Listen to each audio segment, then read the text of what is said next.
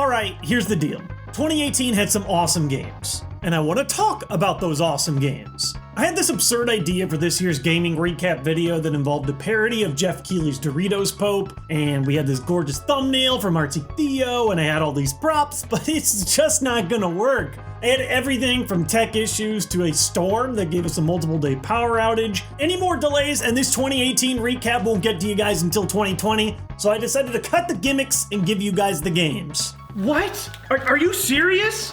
What am I supposed to do with all this junk food? I don't know. Serve it at a Super Bowl party or whatever. You'll think of something. I guess. I'm still keeping the hat though. This year I've got 10 awards to give out to my favorite games this year, along with 5 bonus awards that we'll crack open over the course of the day. Keep in mind that there are some big releases in 2018 that I haven't played at all, and some great games in 2018 that I haven't quite finished yet, but everything else is on the table. Oh yeah, everything else. Nintendo exclusivity is not required for this year. That's enough talking. You want some awards? Here's some awards. Number 10. Octopath Traveler. Square Enix continues to make me smile with these little titles that draw inspiration on the great RPGs of the 90s while mixing things up with a modern flair. Octopath continues what I love with the Bravely Default games, mixing up choosing your multiple classes and abilities to create combos that get stronger, crazier, and straight up broken. The pixel shadowbox style is brilliant, and this game also had one of the best orchestrated soundtracks of the year as well. It's a little messy, and the progression curve is all over the place depending on what route you decide to take or which characters you pick up first, but it's a great adventure, and it fits the Nintendo Switch's pick up and play mentality perfectly. Number 9. The Messenger. My first 90 minutes with The Messenger were not great. The game felt like just another retro-skinned indie side-scroller with some pretty simple gameplay and level design. I put the game down for about a month and I almost missed out on one of my favorite games this year. The game does start slow, but eventually it hits a point where it constantly ramps up. New abilities, new mechanics, bigger bosses, and tons of clever gameplay and story twists that change the way you play the game. For a game that felt generic at first, The Messenger is actually one of the most unique takes on a 2D platformer I've seen recently, dipping its toes into multiple flavors of the genre. It was also the funniest game I played this year, and every conversation with the shopkeeper was an absolute delight. Oh, and what's this? It looks like it's time for our first bonus award! The winner for Best Expansion or Update goes to Stardew Valley. There were a lot, and I mean a lot, of really good content or DLC update packs this year, but Stardew Valley multiplayer turned an already addicting and delightful game into a completely new world. Stardew's big update allows you and a group of online friends to co-develop an entire town and farm together, leading to a whole bunch of chaos. Stardew's Online also just hit the Switch too, so I might never, ever stop playing this game. Number 8. Red Dead Redemption 2. So what does millions of dollars, questionable unpaid overtime, and arguably the largest game development team of all time get you? Turns out a pretty dang good game. Red Dead Redemption 2 is the most realistic Wild West simulator ever. Down to the last detail, even when those details aren't exciting. You open the game slogging through the snow, you'll polish your gun, you'll sit through 30 seconds of animations to skin an animal, and you'll spend hours doing nothing but riding a horse through a massive, massive world. But you'll also go through some crazy heists, some epic wildlife, and you get to know each and every member of the Vanderlinde gang as if they were family. Red Dead Redemption 2 is a game built by its characters, and wanting to know more about each of those characters is what kept me driving through. It isn't always fun, but it really pulls out all the stops to get you believing in its world, and I was hooked. Number 7. Let's go Pikachu and Eevee. Well, here's a shocker. Amidst all the outrage over Pokemon That's for Babies edition, I actually had an awesome time with Let's Go. I wasn't exactly pumped about replaying a game I've already played a billion times with a fresh coat of paint, but for some reason, everything in this game just clicks for me. I don't even mind that the game's pretty unchallenging. I enjoy a good challenge, and a lot of the games on the rest of today's list were pretty difficult. But this year, I learned that sometimes an easy game can be relaxing and rewarding. I really love some of the quality of life features they've added to Pokemon, such as Pokemon spawning in the overworld, or being able to access your PC straight from your bag.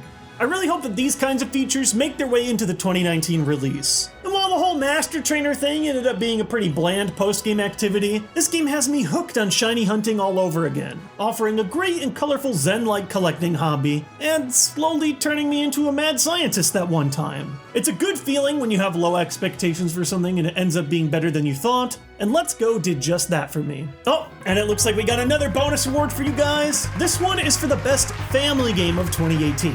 I know that people often laugh at the idea of a family game in the world of big, important, serious, big gamers only mentality, but I think that accessible games are important. Sometimes I want a game that I can play with a kid or a grandparent or my friend that doesn't play video games at all, without it being too frustrating to teach them each and every little thing.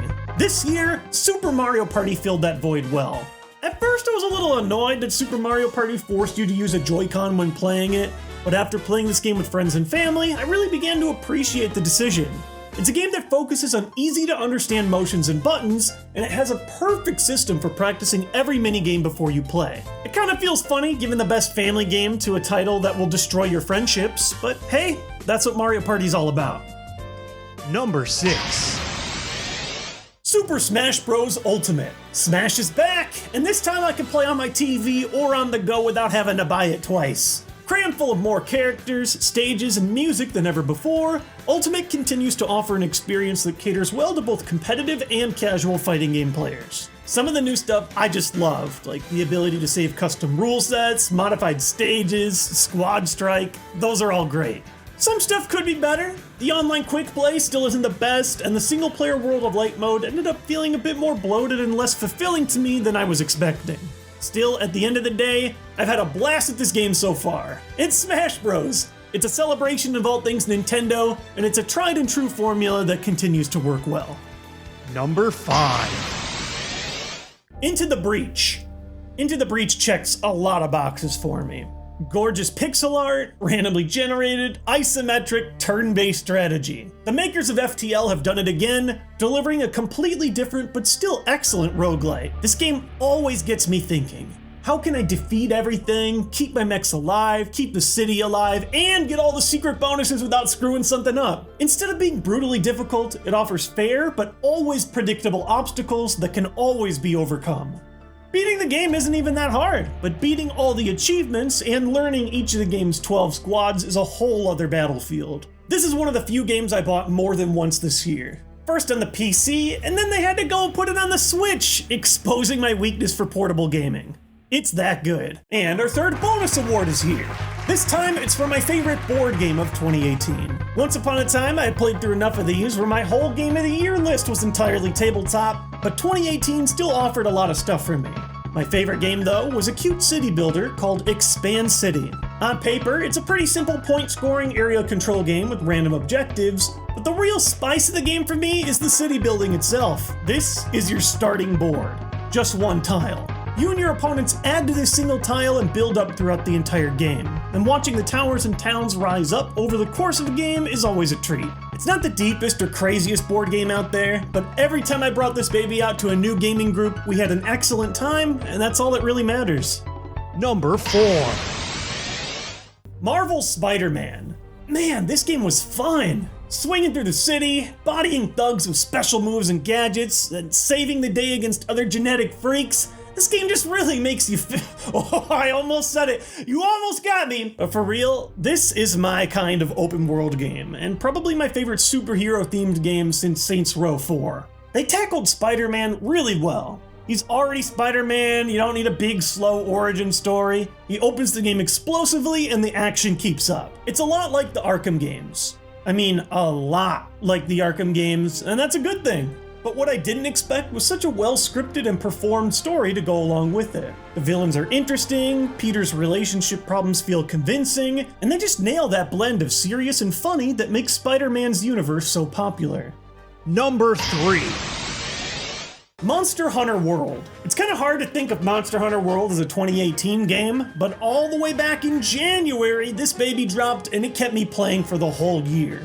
It doesn't do anything to completely change the Monster Hunter formula, but it's stacked full of quality of life and presentation features that make this the best looking and most fluid Monster Hunter title yet. You hunt, you carve, you forge, and you hunt again, feeling like a complete badass the entire time. Even though Monster Hunter World doesn't have as many monsters or missions as previous games, it kept me more active than any other title to date. Every big hit, every rare drop, every hilarious moment where you get carded and your friends all laugh at you, it's just such an engrossing cycle. And with that massive Iceborne expansion dropping in 2019, I imagine this game's gonna be a big part of the new year for me too. And our final bonus award of the year goes to the best non-2018 game that I played in 2018. It's always fun grabbing a game on sale or on a new platform that you might have missed in the past, and for me, the king of that crop is Hollow Knight. I deeply love Metroidvania games, and I honestly believe Hollow Knight is the best Metroidvania game of all time. The atmosphere, the responsiveness of combat, the massive size of Hollow Nest, the bosses, everything just clicked for me. Even though personally my number 2 and number 1 from this year are games that I liked even more, Hollow Knight is one of the best games I've ever played. Number 2. Celeste. Speaking of indie games on the Switch, Celeste is an absolute gem of a game. It's yet another 2D indie platformer, but this time in the purest sense of the word. There aren't weapons or special attacks, it's just jumping, dashing, and climbing. It's simple, but constantly throws new twists and mechanics that keep every single stage feeling unique.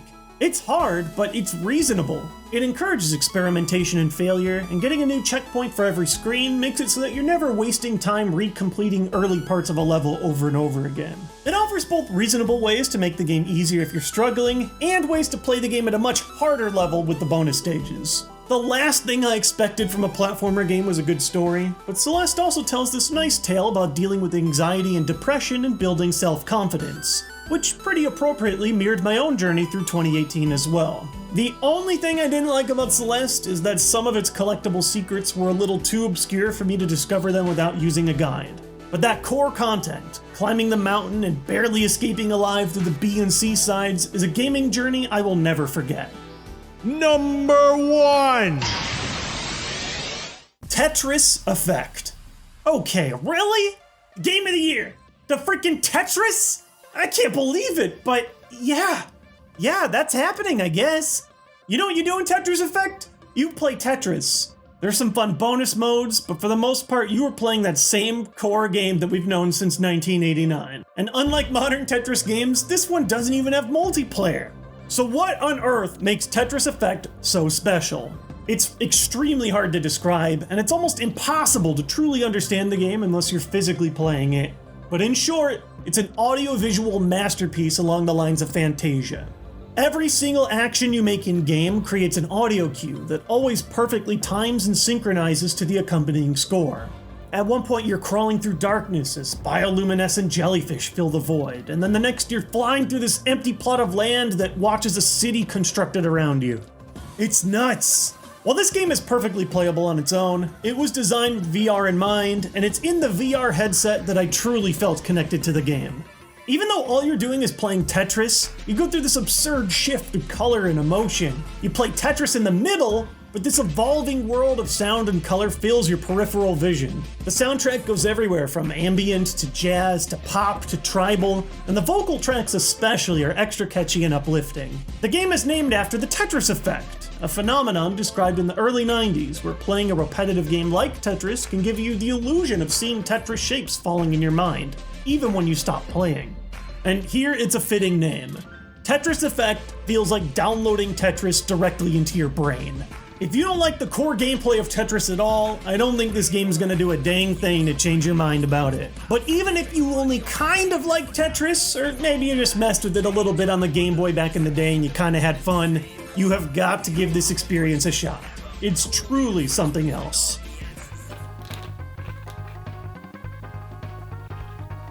Oh, we're done! Thank you guys so much for watching today's video. I know it wasn't quite as crazy as we had originally planned, but still got pretty crazy.